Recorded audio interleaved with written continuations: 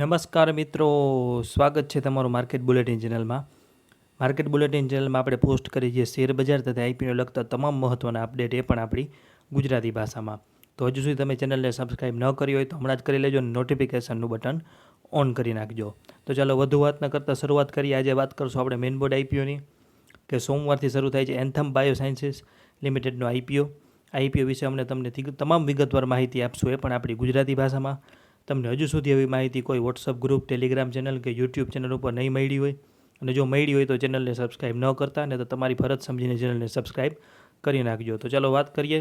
કંપનીનું નામ છે એન્થમ બાયોસાયન્સીસ લિમિટેડ. તમામ મિત્રોને ખાસ વિનંતી કે વિડીયો થોડો લાંબો થઈ શકે છે. આ વિડીયો તમે ખાસ નિહાળજો, તમને કંપની વિશે તમામ માહિતી મળી જશે, આઈપીઓ વિશે તમામ માહિતી મળી જશે, અને છેલ્લે આપણે એ પણ વાત કરશું કે આઈપીઓમાં અરજી કરવી કે નહીં. તો આ બધી માહિતી મળશે તમને આપણી ગુજરાતી ભાષામાં. શરૂઆત કરશું કંપની પરિચયથી. તો એન્થમ બાયોસાયન્સીસ લિમિટેડ ભારતમાં અગ્રણી CRDMO કંપની છે. કંપની દવાઓની શોધ, વિકાસ અને ઉત્પાદન કરવાનું કામ કરે છે. કંપની ભારતમાં એવી કેટલીક કંપનીઓમાંની એક છે જે નવી કેમિકલ એન્ટિટી એટલે કે NCE અને નવી બાયોલોજિકલ એન્ટિટી એટલે કે NBE બંને માટે સંપૂર્ણપણે સંકલિત ક્ષમતાઓ ધરાવે છે. એક રિપોર્ટ મુજબ કંપની ભારતમાં સૌથી યુવાન કંપનીઓમાંથી એક છે કે જે હાલમાં જ સ્થાપિત થઈ હોય અને સૌથી ઝડપથી વિકસતી કંપની છે. કંપનીએ 14 વર્ષમાં ₹1000 કરોડની આવકનો આંકડો સફળતાપૂર્વક પાર કર્યો છે. 2024થી 2025 દરમિયાન કંપનીએ ભારતમાં અને વૈશ્વિક સ્તરે તેના હરીફો કરતાં સૌથી વધુ આવક નોંધાવી છે. વાત કરીએ હવે કંપનીના વ્યવસાયની, તો કંપનીના વ્યવસાય મુખ્ય બે પાર્ટમાં આવેલા છે. પ્રથમ છે CRDMO એટલે કે એન્થમ બાયોસાયન્સીસ દવાઓના જીવનચક્રના તમામ તબક્કામાં વ્યાપક સેવાઓ પ્રદાન કરે છે. આમાં લક્ષ્યથી ઓળખેથી લઈ અને પ્રી ક્લિનિકલ ડેવલપમેન્ટ અને કોમર્શિયલ મેન્યુફેક્ચરિંગ સુધીનો સમાવેશ થાય છે. F&S રિપોર્ટ મુજબ એન્થમ બાયોસાયન્સીસ ભારતમાં એકમાત્ર CRDMO છે જે નાના અણુ એટલે કે સ્મોલ મોલિક્યુલ્સ અને બાયોલોજિકલ્સ એટલે કે લાર્જ મોલિક્યુલ્સ બંનેમાં મજબૂત ક્ષમતા ધરાવે છે. કંપનીની આવક મુખ્યત્વે સંશોધન અને વિકાસ એટલે કે રિસર્ચ અને ડેવલપમેન્ટ સેવાઓ તથા વિકાસલક્ષી અને વ્યાપાર ઉત્પાદનમાંથી આવે છે. વાત કરીએ બીજા વ્યવસાયની, તો સ્પેશિયાલિટી ઇન્ટિગ્રેટ્સ એટલે કે એન્થમ બાયોસાયન્સીસ જટિલ અને વિશિષ્ટ કન્ફર્મેશન આધારિત એક્ઝિક્યુટિવ ફાર્માસ્યુટિકલ ઇન્ટિગ્રેટ્સ એટલે કે APIનું ઉત્પાદન અને વેચાણ કરે છે. આમાં પ્રોબાયોટિક્સ, એન્ઝાઇમ, પેપ્ટાઇડ્સ, ન્યુટ્રિશનલ એક્ટિવિટીઝ અને વિટામિન એનલોંગ્સ જેવી પ્રોડક્ટ્સનો સમાવેશ થાય છે. આ વ્યવસાય એન્થમ બાયોસાયન્સીસના CRDMO વ્યવસાયને પૂરક બનાવે છે અને વૈશ્વિક ગ્રાહકો સાથે તેની ઉત્પાદન ક્ષમતામાં વધારો કરે છે. ટૂંકમાં એન્થમ બાયોસાયન્સીસ એક નવીન ટેકનોલોજી સંચાલિત કંપની છે જે વૈશ્વિક સ્તરે બાયોટેક અને ફાર્માસ્યુટિકલ્સ કંપનીની સંપૂર્ણ સેવાઓ પ્રદાન કરે છે. હવે વાત કરીએ કંપનીના રેવન્યુની, તો કંપનીનું 81% જેટલું રેવન્યુ CRDMOમાં આવે છે, જેમાંથી 10% જેટલું R&Dમાંથી અને 70% જેટલું D&Mમાંથી, અને સ્પેશિયલ ઇન્ટિગ્રેટ્સમાંથી કંપનીનું 18% જેટલું રેવન્યુ આવે છે. વાત કરીએ બીટા માર્જિનની, તો 2023માં હતું 41%, 24માં હતું 36% અને 2025માં છે 36.81%. એન્થમ બાયોસાયન્સીસ ભારતમાં એવી ફક્ત 3 કોન્ટ્રાક્ટ રિસર્ચ ડેવલપમેન્ટ અને મેન્યુફેક્ચરિંગ ઓર્ગેનાઇઝેશન કંપનીઓમાંની એક છે જે આધુનિક અને ઝડપથી વિકસતી ટેકનોલોજી જેવી કે ADC એટલે કે એન્ટીબોડી ડ્રગ્સ કાર્જુનેટ્સ અને RNAi એટલે કે ઇન્ટરફિનિયસ પેપ્ટાઇડ્સ અને ઓલિગોન્યુક્લિયોટાઇડ્સમાં નિપુણતા ધરાવે છે. સરળ શબ્દોમાં કહીએ તો ફાર્માસ્યુટિકલ્સ ઉદ્યોગમાં અત્યારે જે નવી અને અદ્યતન તકનીકો ઝડપથી આગળ વધી રહી છે, તેમાંની આ 4 મુખ્યત્વે તકનીકોમાંની એન્થમ બાયોસાયન્સીસ ભારતમાં ટોચની 3 કંપનીઓમાંની એક છે. આનો અર્થ એ થાય છે કે એન્થમ બાયોસાયન્સીસ ભવિષ્યની દવાઓ અને સારવાર વિકસાવવા માટે સક્ષમ છે અને તેને બજારમાં એક મજબૂત સ્પર્ધાત્મક સ્થાન આપે છે.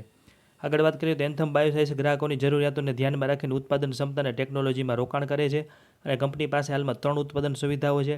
યુનિટ 1 બોમ્બાસંદ્ર, યુનિટ 2 હારોહલ્લી અને યુનિટ 3 હારોહલ્લી, જે હાલમાં નિર્માણાધીન છે, અને બધી સુવિધાઓ બેંગ્લોરમાં આવેલી છે. 2026ના પ્રથમ અર્ધવાર્ષિક ગાળા સુધીમાં કંપનીની ત્રીજી સુવિધાનું કામ પૂર્ણ થવાની અપેક્ષા છે. એન્થમ બાયોસાયન્સીસ ભારતીય CRDMO કંપનીમાંની સૌથી મોટી ફર્મેન્ટેશન ક્ષમતા ધરાવે છે. 31 માર્ચ 2025 સુધીમાં 142 કિલોલીટર એટલે કે 1 કિલોલીટર એટલે કે 1000 લીટર થાય, 142 કિલોલીટરની ક્ષમતા હતી, અને ફિઝિકલ 2026ના પ્રથમ અર્ધવાર્ષિક ગાળા સુધીમાં પૂર્ણ થયા બાદ એન્થમ બાયોસાયન્સીસની કન્ફર્મેશન ક્ષમતા 182 કિલોલીટર થશે. આ ઉદ્યોગમાં બીજા સૌથી મોટા હરીફ કરતાં 6 ગણી વધારે હશે. કંપનીની ઉત્પાદન સુવિધાઓ વર્તમાન ગુડ મેન્યુફેક્ચરિંગ પ્રેક્ટિસનું પાલન કરે છે, અને તેમને યુનાઇટેડ સ્ટેટ્સમાં FDA, બ્રાઝિલમાં NVCA, ઓસ્ટ્રેલિયામાં TGA અને જાપાનમાં PMDA જેવી વિવિધ વૈશ્વિક નિયમનકારી એજન્સીઓ દ્વારા માન્યતા પ્રાપ્ત થઈ છે. તો આ વાત કરીએ આપણે કંપનીની, તેના વ્યવસાયની અને તેની ઉત્પાદન સુવિધાની. હવે વાત કરીએ આઈપીઓની. તો આઈપીઓ 14 જુલાઈ શરૂ થશે, 16 જુલાઈના રોજ પૂર્ણ થશે. શેરની ફેસ વેલ્યુ છે ₹2 પ્રતિ શેર અને ભાવ છે ₹540થી ₹570 પ્રતિ શેર. કર્મચારી માટે ₹50 ડિસ્કાઉન્ટ રાખેલું છે.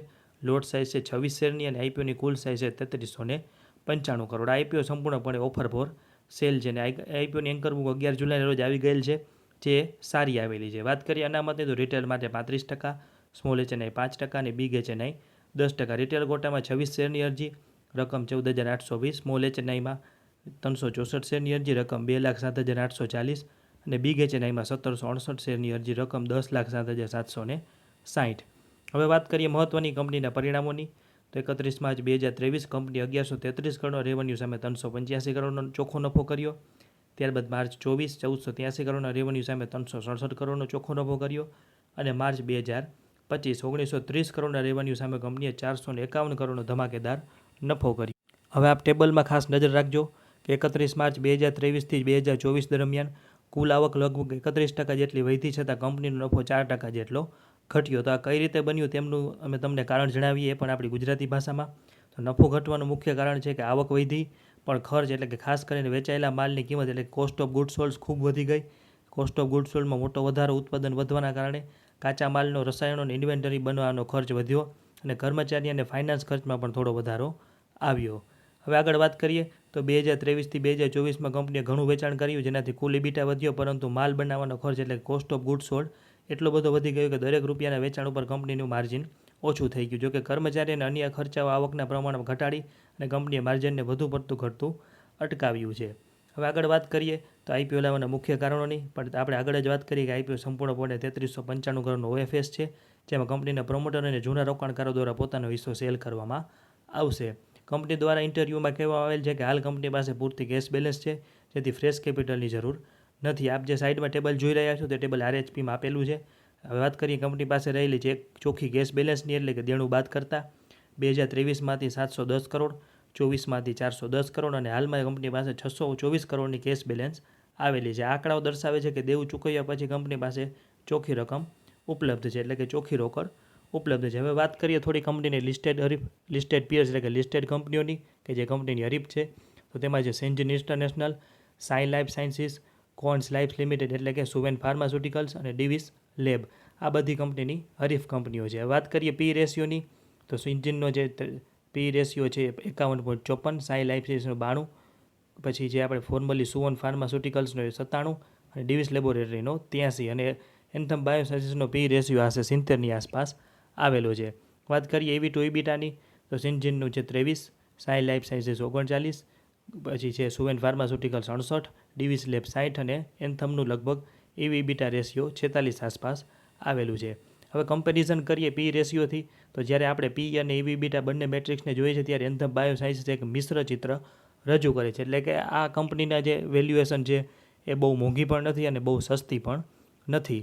સિન્જીન ઇન્ટરનેશનલની સરખામણીમાં એન્થમ વધુ મોંઘી દેખાય છે, કારણ કે બંને મેટ્રિક્સમાં સૌથી ઓછી છે, તેનું મૂલ્યાંકનની દ્રષ્ટિએ વધુ આકર્ષક બનાવે છે. પરંતુ સાઈ લાઈફ સાયન્સીસની સરખામણીમાં પી મુજબ એન્થમ સસ્તી છે, પરંતુ એવી ઇબીટાના મુજબ એન્થમ મોંઘી છે. અને ડિવિસ લેબોરેટરીની સરખામણીમાં એન્થમ બંને કંપની કરતાં સસ્તી છે, પરંતુ બી અને ઇબીટા મુજબ. પરંતુ એન્થમનો સૌથી મોટો સકારાત્મક મુદ્દો છે તેનો ઉચ્ચ આરઓ રિટર્ન ઓન નેટવર્થ એટલે કે 20.82% છે. આ દર્શાવે છે કે એન્થમ તેની મૂડીનો વધુ અસરકારક રીતે ઉપયોગ કરી અને નફો કમાય છે. એટલે કે કંપનીની વેલ્યુએશન મોંઘી પણ નથી અને સસ્તી પણ નથી, પણ થોડીક મોંઘી કહી શકાય. હવે વાત કરીએ કંપનીની 5 સારી અને 5 નબળી બાબતોની. તો શરૂઆત કરશું સારી બાબતોથી. તો કંપની નવીન આધુનિક ટેકનોલોજીનો ઉપયોગ કરીને દવાઓ બનાવે છે.